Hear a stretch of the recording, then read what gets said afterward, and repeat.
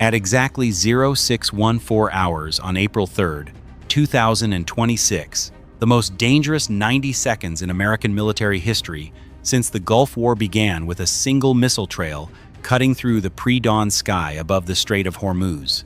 The F-15E Strike Eagle, callsign Viper-41, was executing a standard armed overwatch pass at 22,000 feet when the threat warning receiver screamed.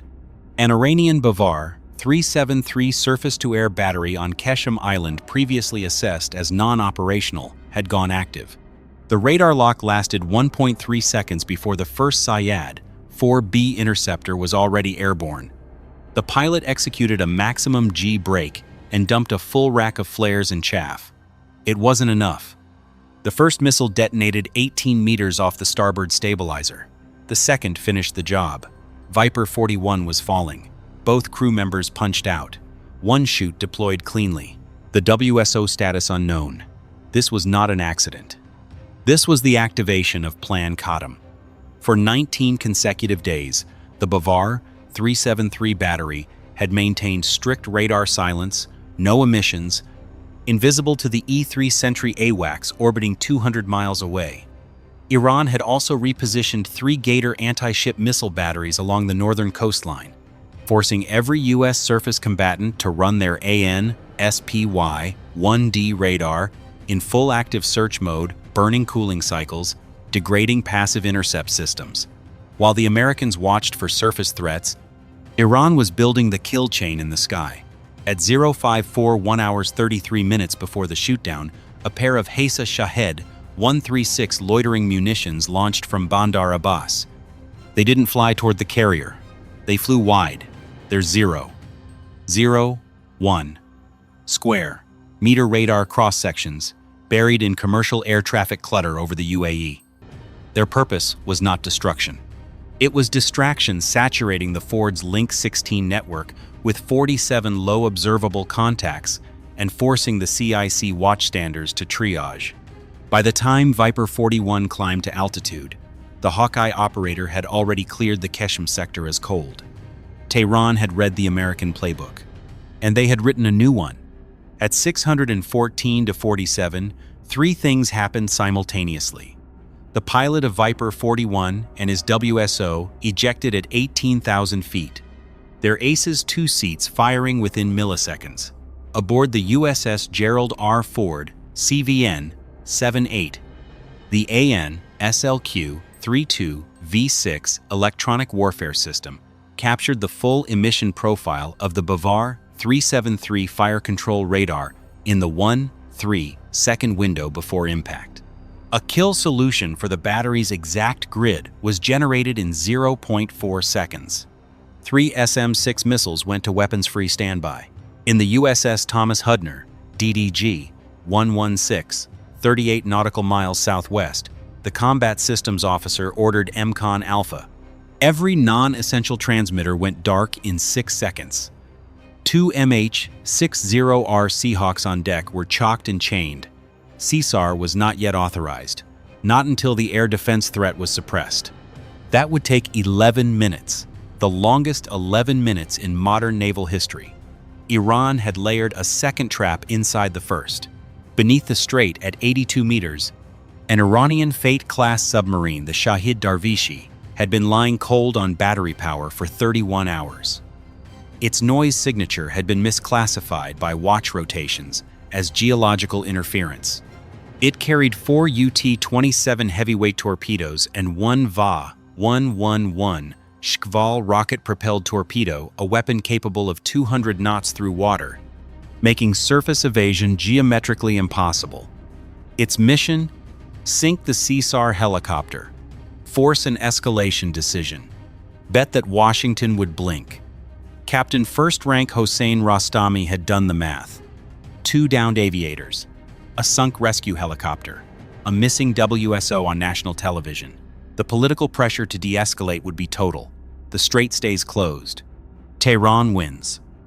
It was a flawless plan, except the USS Vermont, SSN 792, had been tracking the Shahid Darvishi in complete silence for 19 hours. Commander Sarah Vasquez had identified the contact, confirmed it through passive signature comparison, and said nothing up the chain because her orders were to wait. To let the Iranian crew believe they were invisible. The moment they opened a torpedo tube hatch, the Vermont would already have a firing solution. At 0621 hours, the strait's balance shifted. Two EA-18G Growlers from the Ford activated their ANALQ-99 jamming pods at maximum power. Every Iranian radar in a 120 nautical mile radius went white. The Bavar-373 operators on Qeshm had 90 seconds before they could reacquire through backup analog mode. They never got the chance. 3 SM-6 Block IB missiles from the Hudner's VLS tubes were supersonic. Flight time to Qeshm, 41 seconds. The first two detonated in dual prox airburst above the array. The third struck the transporter erector launcher directly, cooking off a remaining Sayed round and turning the battery into a 400-meter fireball visible from the Ford's deck. Simultaneously, Commander Vasquez gave the order the moment the Shahid Darvishi's torpedo tube hatch cycled open, the hydraulic seal breaking at depth, a sound the acoustic team had been waiting for. The Vermont fired a single Mk-48 ADCAP Mod 7 on a sprint and drift profile. The Iranian submarine had zero warning. The Mk-48 closed at 55 knots and detonated its 295-kilogram warhead beneath the keel at 623 to 41.